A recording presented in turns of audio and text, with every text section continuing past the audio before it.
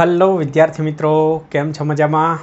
આપનું સ્વાગત છે બીજા ભાગની અંદર અચળ પ્રવેગી ગતિના સમીકરણો પર આધારિત દાખલાઓ. તો પહેલો ભાગ મસ્ત રીતે તૈયાર કરી દીધેલો હશે બધાએ, એવી અપેક્ષા રાખું છું. અને ત્યારબાદ જ આપણે બીજો ભાગ શરૂઆત કરવી. તો પહેલા ભાગની અંદર આપણે આ સમીકરણનો ઉપયોગ કર્યો હતો. આજે બીજા ભાગની અંદર પણ સમીકરણો આના જ રહેશે, થોડીક પરિસ્થિતિ બદલાશે. પદાર્થને આપણે મોટા ભાગના દાખલાની અંદર ઉર્ધ્વ દિશાની અંદર ફેંકીશું તો ત્યાં જે પ્રવેગ છે એ ગુરુત્વ પ્રવેગ થઈ જશે. તો એની જગ્યાએ જી લખવાનું છે, બાકી બહુ કંઈ ખાસ ફરક નથી. સાથે સાથે અમુક બાબતો ધ્યાનમાં રાખવાની છે કે ઉપર જતો હશે પદાર્થ ત્યારે વેગ ઘટતો હશે તો પ્રવેગ માઇનસ લઈશું, વધતો હશે નીચે પડે ત્યારે તો પ્રવેગ પ્લસ લઈશું. સંજ્ઞા પદ્ધતિનો ઉપયોગ કર્યા વગર, ખાસ અને ખાસ સંજ્ઞા પદ્ધતિ વગર જ્યારે આપણે વિચારીશું ત્યારે વેગ વધતો હોય તો પ્લસ, ઘટતો હોય તો પ્રવેગ માઇનસ લેતા હોઈએ છીએ. સંજ્ઞા પદ્ધતિનો ઉપયોગ કરીશું તો એ દાખલા વખતે સ્પષ્ટતા કરીશું તમને કે ઉપરની દિશા પ્લસ ગણીશું, નીચેની દિશા માઇનસ, તો ગુરુત્વ પ્રવેગ હંમેશા નીચે તરફ જ હોય એટલે માઇનસ જ ગણાશે. તો એ પરિસ્થિતિ પ્રમાણે જોઈશું. અત્યારે આપણે આ જ સૂત્ર છે એમ માનીશું. ઉપર જતો હશે તો વેગ ઘટતો હશે અને વેગ ઘટશે એટલે માઇનસ લઈશું, જી માઇનસ લઈશું, અને નીચે આવશે ત્યારે પ્લસ લઈશું, સંજ્ઞા પદ્ધતિ વગર. તો આ ધ્યાનમાં રાખજો. ચલો, તો આપણે એક દાખલાથી શરૂઆત કરીએ એટલે ધીમે ધીમે સમજણ પડશે. પહેલો દાખલો છે, એક નદી પર 20 મીટર ઊંચા પુલ પર. એક નદી છે, નદી પર એક પુલ બાંધી દીધો છે, 20 મીટર ઊંચો પુલ બનાવ્યો છે, અને એ પુલ પર એક સરોજબેન ઊભા છે. સરોજબેન પુલ પર ઊભા છે, નદી કાંઠે ફરવા ગયા છે, અને તેણી નદીમાં અચળ ઝડપથી ગતિ કરીને પુલ તરફ આવતા એક તરાપાને જુએ છે.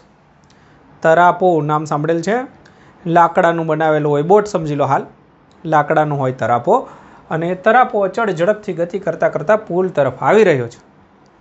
ત્યારે તરાપો પુલથી 10 મીટર દૂર હોય ત્યારે તે એક પથ્થરને પાણીમાં પડતો મૂકે છે. સરોજબેનને મસ્તી સૂજી છે. તરાપો એક તો આવે છે અને આ બેન પથ્થર લઈને ઊભા છે તરાપાને આંટી દેવા માટે. હવે બેન કેટલા જબરા છે જુઓ, કે બેને અંદાજ લગાવ્યો કે 10 મીટર દૂર છે એટલે હવે હું અહીંયાથી પથ્થર મૂકીશ એટલે પથ્થર નીચે પડશે અને તરાપો આમ આવતો હશે એટલે તરાપા ઉપર પડશે. તો ફેંકવાની તકલીફ પણ નથી લેતા, પડતો મૂકે છે એટલે પ્રારંભિક વેગ 0. તો આ રીતે મૂકી દે છે. પણ નસીબ સારા છે તરાપાના, જ્યારે આ પથ્થર પાણીમાં પડે છે ત્યારે તરાપો હજુ પુલથી 2 મીટર દૂર રહી ગયો. તો તરાપાવાળા ભાઈ બચી ગયા છે, 2 મીટર દૂર છે. તો હવે પ્રશ્ન કર્યો છે કે તરાપાની ઝડપ કેટલી હશે અને જી 10 લેવાની છૂટ આપી છે. ચલો, તારે આપણે પરિસ્થિતિનો વિચાર કરીએ. આકૃતિ પહેલાં દિમાગમાં સેટ કરવાની છે. એક નદી, સમજો કે આ નદીનું પાણી, આ રીતે એક પુલ બનાવી દઈએ. આ પુલ પર સરોજબેનને ઊભા રાખી દઈએ. આ સરોજબેન છે, હાથ પણ છે એમની પાસે અને પથ્થર પણ છે. અહીંયાથી આપણે એક તરાપો રાખી દઈએ. સમજો આ એક તરાપો છે. અત્યારે 10 મીટર દૂર છે. હવે જ્યારે આ પથ્થર મૂકે છે ત્યારે પથ્થર અહીંયા પડે છે ત્યારે તરાપો અહીંયા પહોંચી જાય છે, 2 મીટર દૂર છે હજુ. તો તરાપાએ, ચાલે છે ને ભાઈ વિડીયો, તો તરાપાએ કેટલું અંતર કાપ્યું હશે? તો સમજાય છે કે 10 મીટર, હજુ 2 મીટર દૂર રહી ગયો, તો 8 મીટર જેટલું અંતર કાપ્યું છે. પ્રશ્ન કર્યો છે કે એની ઝડપ શોધો. તો અચળ ઝડપથી ગતિ કરે છે એટલે તમે ઝડપ બરાબર અંતર ભાગાકારમાં સમયનો ઉપયોગ કરી શકશો. તો તરાપાની ઝડપ બરાબર એણે કાપેલું અંતર ભાગાકારમાં સમય, કાપેલું અંતર તો ઓલરેડી છે, સમય શોધી કાઢો તો કામ બની જાય. તો દેખો અહીંયા કેલ્ક્યુલેશન કઈ રીતે કરીશું, બહુ સિમ્પલ છે. તરાપો એ થી બી સુધી પહોંચે ત્યાં સુધીમાં જ પથ્થર પણ એ થી બી સુધી પહોંચી જાય. તો પથ્થરને પડવાનો સમય 5 સેકન્ડ, તો તરાપાને અહીંયા પહોંચવાનો સમય પણ 5 સેકન્ડ, કેમ કે બંને વસ્તુ એક સાથે જ શરૂઆત કરે છે અને એક સાથે જ અંત થાય છે. તો અહીંયા પથ્થરને પડવાનો સમય શોધી કાઢીશું. તરાપાને એ થી બી સુધી પહોંચવાનો સમય મળી જશે. તો પથ્થરને પડવાનો સમય કેમ શોધીશું? કારણ કે આપણને આની હાઇટ ખબર છે. 20 મીટર ઊંચો પુલ છે એટલે આપણને ડિસ્ટન્સ ખબર છે, પ્રારંભિક વેગ ખબર છે, સમય શોધવાનો છે, અને પ્રવેગ નીચે પડે છે તો આપણે +g લઈ લઈશું. વેગમાં વધારો થાય છે. અંતિમ વેગ ખબર નથી, જરૂર પણ નથી. કયા સમીકરણનો ઉપયોગ કરીશું? અંતર સમય, છેલ્લું સમીકરણ. અંતરની પણ આપણે આવશ્યકતા રહેશે અને સમય શોધવાનો છે. તો આ સમીકરણનો ઉપયોગ કરી અને સરોજબેનના પથ્થરને નીચે પડવાનો સમય શોધી કાઢીશું. તો અહીંયા આપણે x બરાબર, x એટલે કે આપેલું અંતર 20 મીટર, v0 પ્રારંભિક વેગ 0, આ પદ આખું 0 થઈ જાય, 1 0 એ ગુણાકારમાં છે, પછી +1/2, એ એટલે પ્રવેગ લઈશું, +g એટલે કે 10 લઈ લઈશું, અને સમય આપણે શોધવાનો છે. બસ પૂરું. આની અંદરથી આપણે સમય શોધી કાઢીશું. તો 1 0 કેન્સલ, આ બગડો અહીંયા જશે, ચોગડો થઈ જશે. તો t² બરાબર 4, તો t બરાબર 2 સેકન્ડ. બસ આ 2 સેકન્ડ નીચે પડવાનો અને તરાપાને અહીંથી અહીંયા પહોંચવાનો. તો અહીંયા મળી ગયો સમય 2 સેકન્ડ. તો જવાબ આવ્યો 4 મીટર પ્રતિ સેકન્ડ. ક્લિયર? ઘણા મિત્રો ભૂલથી 10 લખી નાખે છે. અહીંયા 10 નહીં, તરાપો 10 મીટર સુધી અંતર નથી કાપ્યું, 8 મીટર જ કાપ્યું છે. તો જવાબ આવશે 4 મીટર પ્રતિ સેકન્ડની સ્પીડથી ગતિ કરી રહ્યો છે. બોલો, ક્લિયર? આવો જ દાખલો 12મા ધોરણમાં બેઠો છે. બેઠો તો ના કહેવાય, પણ આ રીતનો દાખલો છે. કોઈક પથ્થર ફેંકવામાં આવે છે કંઈક નદીમાં, અને પછી પથ્થર પડ્યો, એનો અવાજ ક્યારે પહોંચશે? તો જો શું કરવાનું, એમાં પથ્થરને નીચે પડવાનો સમય જે રીતે અહીંયા શોધ્યો હોય, પછી અવાજને ઉપર આવવાનો સમય. તો એમના માટે ધ્વનિની સ્પીડ, અવાજની સ્પીડ આપી દીધી હોય, અચળ સ્પીડ. તો એ સ્પીડથી એ કેટલું અંતર કાપશે, કેટલો સમય લાગશે, એવું કેલ્ક્યુલેશન 12મા ધોરણમાં બનશે. તો આ જ પ્રકારનો દાખલો છે. ચલો, તો અત્યારે આ લખી લેજો, સમજી લેજો. જો બાળકો, ત્યારબાદ એક મસ્ત દાખલો તમારી સામે છે, અને આ દાખલાની માહિતી હું તમને સમજાવી દઉં છું. રકમ આખી શું છે. એક ટાવરની ઊંચાઈ આપી છે. જે રીતે હમણાં સરોજબેનને પુલ પર આપણે પહોંચાડી દીધા હતા, એ જ રીતે ટાવર પર એક ભાઈને અહીંયા લગાવી દીધા છે એ બિંદુ પાસે. હવે ટાવરની ઊંચાઈ આપી દીધી છે 39.2 મીટર, પુલની ઊંચાઈ આપી હતી. એક પદાર્થને અહીંયાથી મૂકવામાં, જે રીતે પથ્થર મૂક્યો હતો અહીંથી મૂકવાનો છે, અને એ વખતે બીજા ભાઈ એક નીચે ઊભા છે, અને એ અહીંયાથી એક પદાર્થને ફેંકે છે. ફેંકતી વખતે એમની સ્પીડ હોય તો જ ફેંકી શકાશે, તો એમની સ્પીડ છે, અને આ ભાઈ મૂકી દે છે. પ્રારંભિક વેગ 0 છે. પ્રશ્ન કર્યો છે કે આ બંને પદાર્થ ક્યાં અને ક્યારે મળશે? તો મુલાકાત તો થવાની જ છે. હવે ક્યાં મુલાકાત થશે અને ક્યારે થશે, આ આપણે ગણતરી કરીને આપવાનું છે. તો ચલો, ભલે મળતા એ આપણે ગણતરી કર્યા કરીશું. તો ધારી લો કે પહેલો પદાર્થ અહીંયાથી d1 જેટલું અંતર કાપે છે, અને બીજો પદાર્થ અહીંયાથી d2 જેટલું અંતર કાપે છે, અને બંને ભેગા મળે છે. તો અહીંયાથી થોડું ચાલે છે, એક અહીંયાથી થોડું ચાલે છે. બંને સમજો આ રીતે, 2 કદમ તુમ ચલો 2 કદમ હમ, બાદ મેં રિક્ષા કર લેંગે. તો એના જેવું છે. અહીંયા આણે કાપેલું અંતર d1, આણે કાપેલું અંતર d2, બે ભેગા મળ્યા તો ટોટલ અંતર કેટલું થયું હોય? તો ટોટલ તો 32.9 જ થયું હોય. તો આપણે શું કરીશું? d1 શોધીશું, d2 શોધીશું, પછી d1 + d2 બરાબર d કરી દઈશું. આ લોજિક છે. ચાલો, તો હવે કેલ્ક્યુલેશન ફાવવું જોઈએ. પહેલું આપણે પહેલા પદાર્થ માટે વિચારીશું, કયું સમીકરણ લખીશું? અહીંયા પ્રશ્ન રહેશે, કયું સમીકરણ, 1, 2 કે 3?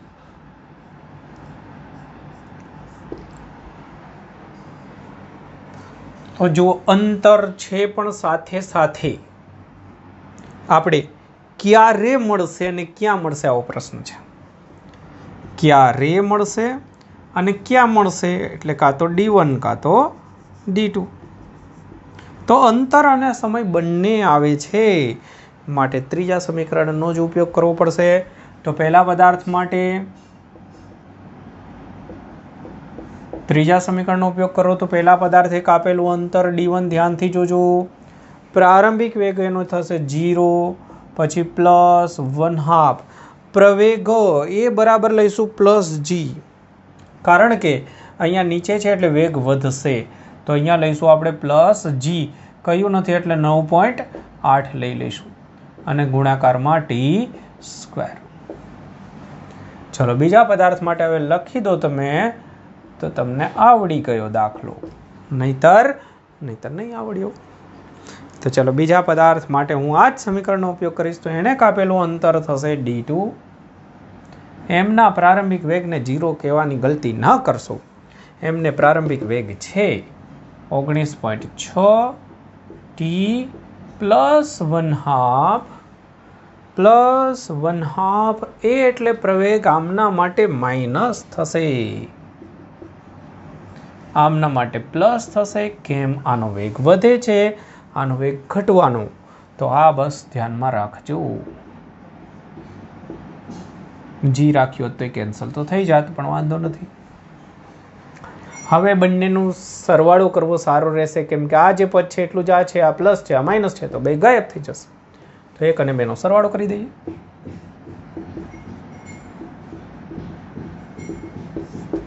ડાબી બાજુ ઉમેરી દઈએ તો D1 + D2, અથવા તો D1 અને D2 જે છે D બરાબર D1 + D2 માં મૂકી દો તોય ચાલે. સરવાળો કરી દઉં તો આ બેનો સરવાળો કરીશ એટલે કેન્સલ થઈ જશે, તો મને મળશે 19.6 t. પણ D1 + D2 બરાબર તો થશે D, તો હું અહીંયા લખીશ 39.2 = 19.6 × 2t. તો આના કરતાં બમણું છે, આના કરતાં બમણું છે, એટલે જવાબ મળશે તમને 2 સેકન્ડ. બસ પૂરો થઈ ગયો. કયા સમય મળશે? બીજી સેકન્ડે મળશે. ક્યાં મળશે? તો એમના માટે તમે અહીંયા કિંમત મૂકી દો. સમીકરણ 1માં આ કિંમત, સમીકરણ 1 સહેલું પડે, તો સમીકરણ 1 ની અંદર મૂકીશું એટલે D1 બરાબર મળશે 1/2 9.8 × t² એટલે કે 4. તો અહીંયા થશે 2 અને કેટલા થશે? 8 2 16 નો 6 ગણો વધે 1 9 18 ને 19.6. આટલા મીટર મળશે. તો આ તો સેન્ટર પર મળે છે, કારણ કે એના કરતાં બમણું છે, એટલે આણે કાપેલું અંતર બી એટલું, આણે કાપેલું અંતર પણ એટલું જ થશે. તો આ વખતે તળિયેથી કહેશો તો પણ આટલું અંતર, અને ટોચ પરથી કહેશો તો પણ એટલા અંતરે મળશે. તો જુઓ છે ને મસ્ત એવો દાખલો, લખી દો ચકાચક. કયું સૂત્ર વાપર્યું, શા માટે વાપર્યું, શું કર્યું, વગેરે વગેરે ધ્યાનમાં રાખવું. તો જો ત્યારબાદ એક દાખલો જેની અંદર શું ચેન્જીસ છે જોઈએ. એક દડો h ઊંચાઈએથી મુક્ત પતન કરે છે અને 1 સેકન્ડ પછી બીજો દડો તે ઊંચાઈ કરતાં 20 મીટર ઓછી ઊંચાઈએથી પડે છે, અને જો બંને એક સાથે જ જમીન પર પડતા હોય તો h ઊંચાઈ કેટલી હશે? તો પરિસ્થિતિ પહેલાં સમજો. આ એક ઊંચાઈ પરથી જમીન પર h જેટલી ઊંચાઈ ગણી લઈએ અહીંયા. તો આ પહેલો પદાર્થ અહીંયાથી પડે છે, ગતિ કરતાં કરતાં મુક્ત પતન પામે છે, પ્રારંભિક વેગ 0. પછી 1 સેકન્ડ પછી, હવે આના માટે ધારી લો કે અમને લાગતો સમય t છે. આ પહેલાંની વાત થઈ ગઈ. હવે શું કરીએ છીએ કે 20 મીટર ઓછી ઊંચાઈ, એટલે આ વધારે પડતી ઊંચાઈ હશે, એમાંથી આપણે 20 મીટર ઘટાડી દઈએ, એટલે આટલું 20 મીટર કરી દઈએ. તો હવે જો આટલું ઓછું થઈ ગયું. હવેની ઊંચાઈ કેટલી થાય? h - 20, આ થઈ ગઈ ઓછી. અહીંયાથી એક બીજો પદાર્થ છે, એને પણ આ જ રીતે પડવા દેવામાં આવે છે. કેટલા સમય પછી? 1 સેકન્ડ પછી. તો પરિસ્થિતિને પારખો બરાબર કે પહેલા માટે ધારી લો કે સમય નીચે પડવાનો ટી છે, તો બીજાને 1 સેકન્ડ પછી મૂક્યો છે, તો એમને સમય કેટલો મળશે? સમજો આ 10 સેકન્ડ છે, તો આને 1 સેકન્ડ પછી મૂકવાનો, એટલે કે અહીંયાથી તમે ઘડિયાળ ચાલુ કરો તો આને 10 સેકન્ડ લાગે, તો 1 સેકન્ડ રાહ જોવાની, તો પછી આને મૂકો એટલે આને 9 સેકન્ડ જ મળે. તો આને ઓછો સમય મળશે 1 સેકન્ડ. તો આમના માટે ટી થશે t-1, પણ બદલામાં એણે અંતર પણ ઓછું કાપવાનું છે, તો સમય પણ ઓછો, એટલે બે સાથે પડે છે. તો હવે કહ્યું છે કે h ઊંચાઈ કેટલી હશે? તો બહુ સિમ્પલ છે, બે વસ્તુને સાથે પણ વિચારવાની છે, અલગ અલગ પણ વિચારવાની છે. પહેલા પદાર્થ માટેનો જ વિચાર કરીએ આપણે. જુઓ, 1 માટે અંતર છે, સમય પણ ઉલ્લેખ છે, એટલે આ સમીકરણ. કાપેલું અંતર એને કેટલું થશે? h.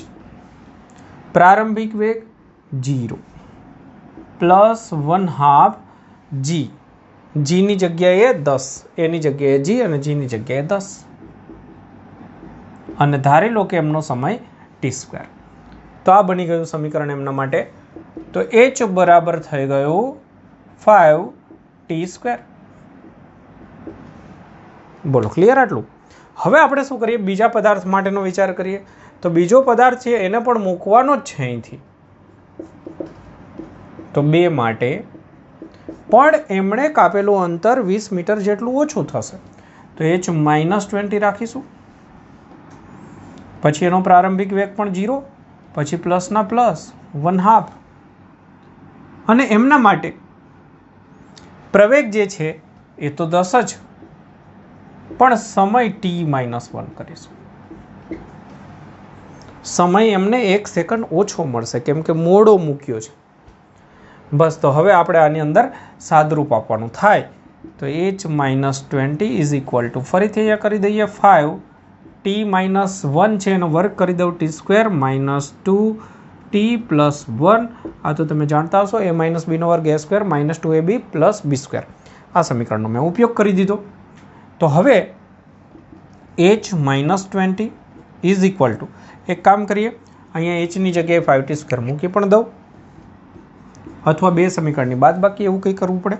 તો અહીંયા 5t² h ની જગ્યાએ લખી દઉં છું, સિમ્પલ જ છે એટલા માટે. અહીંયા હું કૌંસ છૂટો પાડું છું.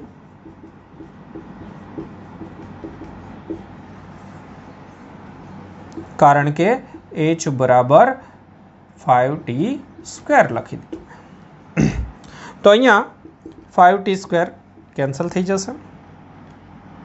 આ -10t ને આ બાજુ લાવી દઉં છું, અને આ 20 ને આ બાજુ લાવી દઉં છું, એટલે અહીંયા 25 થશે. તો અહીંયા t બરાબર મળી જશે 2.5 સેકન્ડ પર નીચે પડશે. પહેલાંને આટલો સમય લાગશે. હવે ધ્યાનથી જોજો કે અહીંયા અમુક બુકની અંદર અહીંયા ભૂલ છે. અહીંયા 25 ની જગ્યાએ 15 કર્યું છે, અને એના બદલામાં એનો જવાબ અહીંયા ખોટો છે. તો મેં આ જે કર્યું એ પ્રમાણે તમારે કરવું. અને હવે આની અંદર કિંમત મૂકી દેવાની છે. બસ h આપણે શોધવાનો છે, તો અથવા આની અંદર કિંમત મૂકી દો ડાયરેક્ટ જ. તો h બરાબર થઈ જશે 5 × t². t ની કિંમત શું છે? તો t ની કિંમત છે 2.5, એમનો વર્ગ. તો 25 નો વર્ગ 625 વાળું સૂત્ર લાગુ પડશે અહીંયા.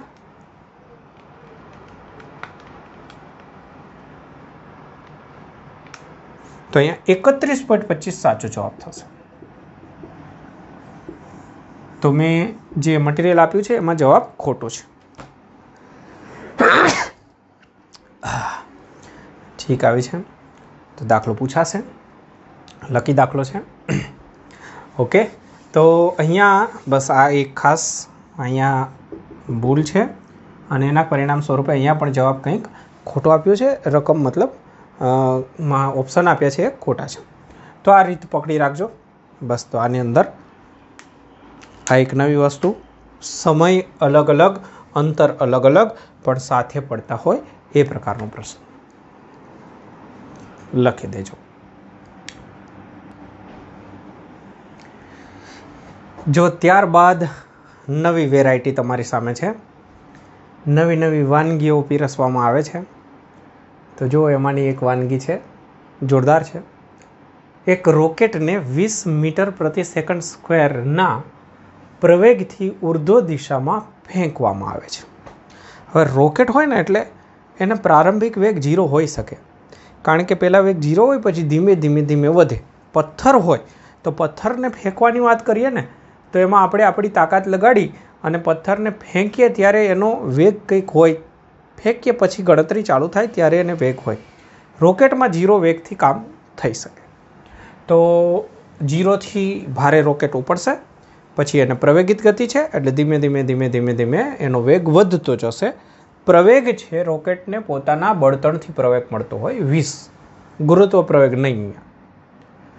હવે 10 સેકન્ડ બાદ તેનું એન્જિન બંધ કરી દેવામાં આવે છે. તો હવે એન્જિન બંધ કરી દીધું એટલે હવે એમની તાકાત પૂરી થઈ ગઈ, એટલે હવે પ્રવેગ નહીં હોય 20નો, ઉલટાનો ગુરુત્વ પ્રવેગ હવે કામ કરવાનું ચાલુ કરશે. તો જ્યારે એનું એન્જિન બંધ કરી દેવામાં આવે ત્યારે આપણે પ્રવેગ પણ બંધ કરી દેવો. હવે ગુરુત્વ પ્રવેગ લઈ લેવો એટલે બ્રેક લાગવાનું ચાલુ થઈ જશે. તો તેણે પ્રાપ્ત કરેલ મહત્તમ ઊંચાઈ કેટલી હશે? તો અહીંયા જરા સમજવાનો પ્રયત્ન કરીએ. જો માની લો કે આપણે અહીંયાથી જમીન પરથી એ પરથી રોકેટને ફેંકી, તો એ વખતે પ્રારંભિક વેગ 0. હવે અહીંયા ધીમે ધીમે ધીમે વેગ વધતો જશે. માની લો બી પાસે પહોંચી ગઈ છે. અહીંયા વેગ તો ખબર નથી આપણને, પણ પ્રવેગ આપણે લેવાનો છે 20 અને સમય પણ છે આપણી પાસે 10 સેકન્ડ. તો આટલા સુધીમાં કાપેલું અંતર પહેલાં તો શોધી કાઢીશું. તો એ દરમિયાન આપણે પ્રવેગ લઈશું 20. ઓકે, હવે અહીંયાથી આપણે બી થી સી સુધીની જે ગણતરી છે એની અંદર D2 શોધવાનું છે, પણ એ વખતે પ્રવેગ આપણે લઈશું ગુરુત્વ પ્રવેગ -g, એટલે કે -10 લઈશું. અને મહત્તમ ઊંચાઈ કઈ છે એટલે છેલ્લે અહીંયા વેગ 0 થઈ જશે, યાદ રાખજો. ટોચ પર પહોંચી જાય એટલે વેગ 0.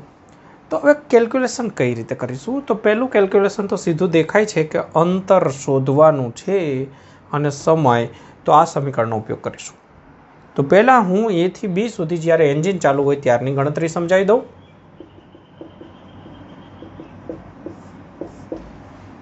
તો એમાં આપણે આ સમીકરણ D1 નામ આપી દઉં છું. પ્રારંભિક વેગ 0 પ્લસ 1/2 પ્રવેગ, પ્રવેગની જગ્યાએ 20 અને સમય આપણને કહ્યું 10, એ રકમની અંદર આપી દીધું છે. તો અહીંયા આપણને પ્રવેગિત ગતિ એન્જિનની હશે ત્યારે આપણને મળશે, બે કેન્સલ, 10 10 ને અહીંયા 100,000.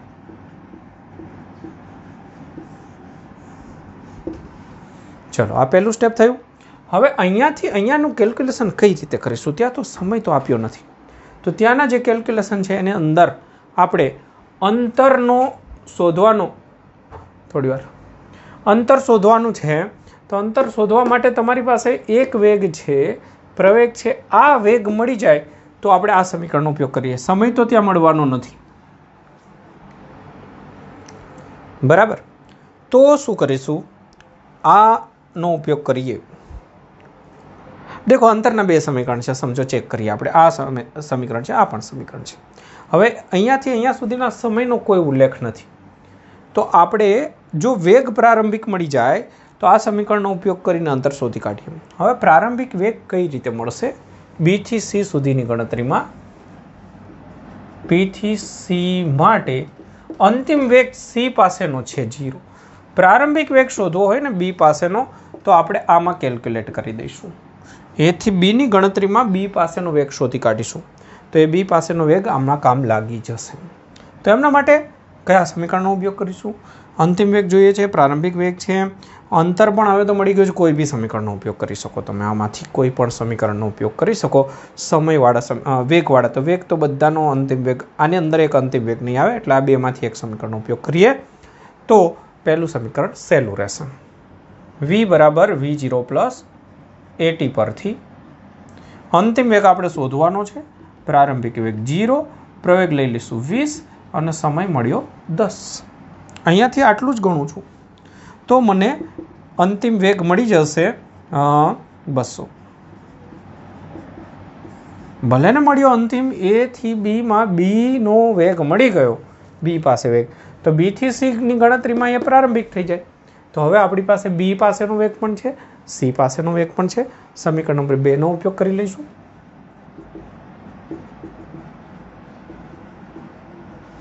અંતિમ વેગ 0, પ્રારંભિક વેગ B પાસે, B પાસેનો વેગ મળ્યો આપણને 200. 2 પ્રવેગ લઈશું -10 અને કાપેલું અંતર શોધવાનું છે. ચલો ક્લિયર આટલા સુધી. તો અહીંયા માઇનસ માઇનસ પ્લસ થઈ જશે અને પછી અહીંયા આપણે શું કરીશું, 2 નો વર્ગ 4 કરીએ અને અહીંયા 4 વખત શૂન્ય કરી દઈશું, બરાબર અહીંયા કરી દઈશું 20 અને D2. તો એક શૂન્ય કેન્સલ કરી દઉં છું અને અહીંયા 2 પણ કેન્સલ કરીએ તો D2 બરાબર મને દેખાય છે 2000 મીટર. D1 આપણને મળ્યું હતું 1000 અને D2 મળ્યું 2000. તો ટોટલ અંતર એનું થઈ જશે D1 પ્લસ D2 એટલે કે 3000 મીટર સુધીની મહત્તમ ઊંચાઈ પ્રાપ્ત કરી લેશે. તો જો સરસ એવો નવી વેરાયટીવાળો દાખલો. એક દાખલામાં કંઈક ને કંઈક નવું જાણવા મળે છે અને જે જાણવા મળે છે એ અગત્યનું છે. દાખલા કરતાં વધારે અગત્યનું કે આમાં શું નવી પરિસ્થિતિ આવી, ત્યારે આપણે નવી પરિસ્થિતિની અંદર કઈ રીતે કેલ્ક્યુલેશન કરવું, એ તમે જો દિમાગની અંદર દરેકે દરેક નવી પરિસ્થિતિને સમજતા જશો તો જ હજુ આવનારી નવી પરિસ્થિતિને સમજી શકશો. બાકી ફિક્સ પેટર્નના દાખલા જ ગણ્યા કરશો અને એમાં કંઈક નવું નહીં શીખો તો આનો કોઈ ફાયદો નથી. બરાબર, ચલો લખી લો.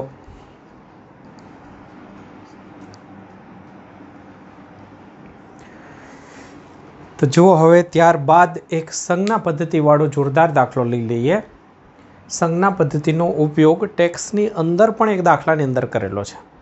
તો હવે જુઓ, પહેલાં હું રકમ સમજાવી દઉં છું કે એક ટાવર છે જેની ઊંચાઈ h. ત્યાંથી આપણે એક પદાર્થને મુક્ત પતન કરાવવાનો છે અને તળિયે પહોંચે છે એમના માટેનો સમય t છે. તો આમાં કોઈ સંજ્ઞા પદ્ધતિની કોઈ જરૂરિયાત નથી રહેતી. બીજી પરિસ્થિતિ એ છે કે આ જ ટાવર પરથી એક પદાર્થને ઉપર તરફ ફેંકવાનો છે. જો પહેલી વખત આ ટાવર પરથી મૂકવાનો છે, બીજી વખત u જેટલી ઝડપથી ફેંકવાનો છે, તો ઉપર જઈને પાછો નીચે તળિયે પહોંચે ત્યાં સુધીમાં t1 સમય લે છે. અને ત્રીજી વખત આ જ ટાવર પરથી એક પદાર્થને નીચે ફેંકવાનો છે u જેટલી ઝડપથી અને એ વખતે t2 સમય લે છે. તો t1, t2 અને t વચ્ચેનો સંબંધ. તો ફરીથી એકવાર સમજી લઈએ. એકવાર મૂકી દેવાનું, એકવાર ઉપર ફેંકવાનું, એકવાર નીચે ફેંકવાનું. દરેક વખતે કાપેલા અંતર સરખા, દરેક વખતના સમય જુદા જુદા. તો હવે અહીંયા ધ્યાનથી જુઓ, પહેલી વખત અને છેલ્લી વખત સંજ્ઞા પદ્ધતિની કોઈ જરૂરિયાત નથી. બીજી વખત સંજ્ઞા પદ્ધતિનો ફાયદો એટલે કે જો અહીંયાથી ઉપર જાય પછી નીચે આવે તો સમય ગણવામાં અહીંથી ઉપરનો સમય પછી નીચેનો સમય એ બધું ગણવું પડે. એ ન ગણવું પડે એટલે સંજ્ઞા પદ્ધતિથી કામ થાય. તો ચલો પહેલામાં આપણે સંજ્ઞા પદ્ધતિ નથી વિચારતા. તો પહેલી પરિસ્થિતિની અંદર કાપેલું અંતર, અહીંયાથી આટલું અંતર, એ જ અંતર સમયવાળું સૂત્ર આવશે કેમ કે અંતર અને સમયનો ઉલ્લેખ છે. કાપેલું અંતર h સંજ્ઞા પદ્ધતિ વગર, પ્રારંભિક વેગ 0, પછી +1/2. સંજ્ઞા પદ્ધતિનો ઉપયોગ નથી કરતા તો નીચે પડે છે એટલે વેગ વધે, વેગ વધે એટલે પ્રવેગને આપણે પ્લસ લઈ લઈશું. તો અહીંયા પ્રવેગ આપણે લઈશું +g અને એનો સમય લઈ લઈશું t. તો આ થઈ ગયું 1 નંબરનું સમીકરણ. ચલો ક્લિયર આટલા સુધી. હવે બીજાની વાત છોડી દઈએ, આપણે ત્રીજા માટેનું પહેલાં વિચારી લઈએ. ત્રીજા માટે પણ સંજ્ઞા પદ્ધતિનો ઉપયોગ નથી કરવો એટલા માટે. કરો તોય ઠીક છે, ના કરો તોય ઠીક છે, સહેલું પડશે સંજ્ઞા પદ્ધતિ વગર. તો એમાં કાપેલું અંતર ફરીથી એ જ. આ વખતે પ્રારંભિક વેગ 0 નથી, એમની પાસે વેગ છે અને એ છે u. તો પ્રારંભિક વેગની જગ્યાએ હું લખીશ u, લાગતો સમય t1, પછી +1/2, આમની જેમ જ, બીજો કોઈ ફરક નથી. આની અંદર ખાલી શું કર્યું, મેં પ્રારંભિક વેગ આપી દીધો. નીચે પડે છે વેગ વધે છે પ્લસ. સંજ્ઞા પદ્ધતિ દિમાગમાં લાવ્યા જ નથી પહેલા અને છેલ્લા. તો બે સમીકરણ બની ગયા. હવે ત્રીજી સ્થિતિની અંદર આપણે એટલે કે ઉપર ફેંકવાની સ્થિતિની અંદર સંજ્ઞાપત્તિનો ઉપયોગ કરીશું. સંજ્ઞાપત્તિ માટે કાપેલું અંતર જે છે એમના માટે આ સૂત્રનો ઉપયોગ કરીશું. y માઇનસ y0 ટેક્સમાં પણ એક દાખલો છે. પછી v0t પ્લસ 1/2 at². આ સમીકરણનો ઉપયોગ કરીશું. તમે ચાહે તો યામપત્તિમાં અહીંયા ઉગમ બિંદુ ધારી શકો છો, ત્યાં કદાચ ત્યાં ધાર્યું હતું, તળિયે બી ધારી શકો છો, જ્યાં મન પડે ત્યાં. જો અહીંયા તમે ઉગમ બિંદુ ધારો છો એનાથી કોઈ ફરક નહીં પડતો. તમે અહીંયા પણ ધારી શકો છો, અહીંયા પણ ધારી શકો છો. જો અહીંયા ઉગમ બિંદુ ધારો છો તો અહીંયાથી ફેંકવામાં આવે છે એટલે 0 પરથી ફેંકવામાં આવે છે. અહીંયાથી જ ફેંકો છો અને અહીંયા જ ઉગમ બિંદુ છે તો પ્રારંભિક અંતર y0 બરાબર 0 થઈ જશે. જો અહીંયા ઉગમ બિંદુ ધારી લેશો તો y0 બરાબર 0 અને y એટલે અંતિમ સ્થાન. તો અંતિમ સ્થાન થશે એમનું અહીંથી ભલે જ્યાં જવું હોય ત્યાં જાય, છેલ્લે અહીંયા આવશે તો ઉગમ બિંદુની નીચે જશે એટલે h માઇનસ થઈ જશે. તો y બરાબર થઈ જશે -h. સંજ્ઞાપત્તિ જ્યારે લો છો ત્યારે ઉપરનું પ્લસ અને નીચેનું માઇનસ. પ્રારંભિક વેગ આપણે ઉપર તરફ ફેંકવાનો છે એટલે પ્લસ લઈશું. એટલે v0 બરાબર થઈ જશે +u. પ્રવેગ હંમેશા સંજ્ઞાપત્તિમાં ગુરુત્વ પ્રવેગ નીચે તરફ હોય, માઇનસ આવશે એટલે a બરાબર થશે -g અને t ની જગ્યાએ આપણે લખી દઈશું t1 સોરી અહીંયા t1 છે, આના માટે t2 સંજ્ઞા છે તો એ મેં પહેલાં લીધું એટલે ભૂલથી લખી દીધું, એ હું અહીંયા t2 કરીશ. અને આમના માટે એ લોકોએ બુકમાં જે સમય આપ્યો છે t1. તો હવે હું આની અંદર આ બધી કિંમત મૂકીશ. અંતિમ થશે -h. શરૂઆત આપણે ઉગમ બિંદુ પરથી કરી છે, પછી બરાબરના બરાબર પ્રારંભિક વેગ થશે +u, સમય આપણે કહીશું t1, પછી પ્લસના પ્લસ 1/2 ના 1/2, અહીંયા લખીશું -g અને t1 સ્ક્વેર. બસ તો આટલું સમજવાનું છે સંજ્ઞા પદ્ધતિમાં, બાકી તો કંઈ નવું છે નહીં. તો અહીંયા ફરીથી આપણને જે સમીકરણ મળે એ સમીકરણની અંદર સરખામણી કરવા માટે h ને સૂત્રનો કરતા બનાવી દઉં એટલે કે માઇનસ નિશાની આમને આપી દઉં તો h બરાબર થઈ જશે -ut1, અહીંયા થશે +1/2 g t1 સ્ક્વેર. આને કહી દઉં સમીકરણ નંબર 3. તો એક વખત આની સાથે આને સરખાવી દેવાનું, એક વખત આને સરખાવી દેવાનું એટલે આપણને કંઈક પરિણામ મળશે. બાકી તો કંઈ આગળ ડાયરેક્ટ કેન્સલ થાય એવું નથી. તો એક વખત 1 2 સરખાવીએ, કેમ કે બંને ડાબી બાજુ સરખી. એકવાર 1 3 સરખાવીશું તો બંનેની ડાબી બાજુ સરખી છે 1 2 ને, એટલે જમણી બાજુ સરખાવીએ તો શું થશે?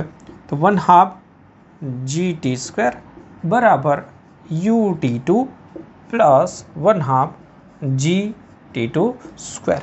થોડુંક કોમન નીકાળીએ આ બાજુ લાવીને તો ut2 મળી જશે.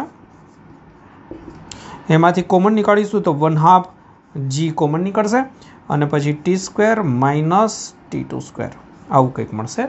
સમીકરણ નંબર સમજી લો 4. આપણે આવા સ્વરૂપ તો જો હવે અહીંયા આપણે 1 બરાબર 2 કર્યું, હવે 1 બરાબર 3 કરીશું તો 1 અને 3 ને સરખાવીશું. તો 1 અને 3 ને સરખાવીએ એટલે શું પરિસ્થિતિ થશે? ડાબી બાજુ સરખી છે તો જમણી બાજુ સરખાઈ દઈએ તો 1/2 gt² બરાબર -u t1 plus 1/2 gt1 square. તો અહીંયાથી આપણે આને આ બાજુ લાવી દઈએ તો પરિસ્થિતિ શું થશે સમજો. આને આ બાજુ લાવું છું, અહીંયા 1/2 g t1 square minus t² થઈ જશે. આને આપણે કહી દઈએ 5 નંબરનું સમીકરણ. કેમ આવું કર્યું? જો u નથી આપણી પાસે, આની અંદર u કેન્સલ કરવું છે, g કેન્સલ કરવું છે એટલે ut નું સ્વરૂપ આપણે ગુણોત્તર લઈશું એટલે u કેન્સલ થઈ જશે, 1/2 g પણ કેન્સલ થઈ જશે. તો હવે શું કરીએ? છેલ્લા સ્ટેપની અંદર 5 ભાગાકારની અંદર 4 કરી દઈએ.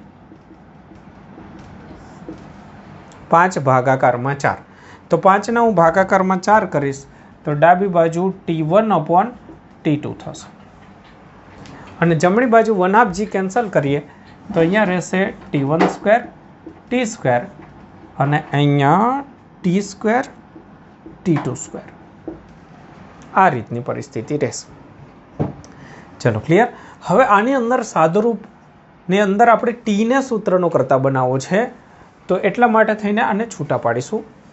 તો t1 t² minus t1 t², પછી t2 t² t2 t², t1² sorry,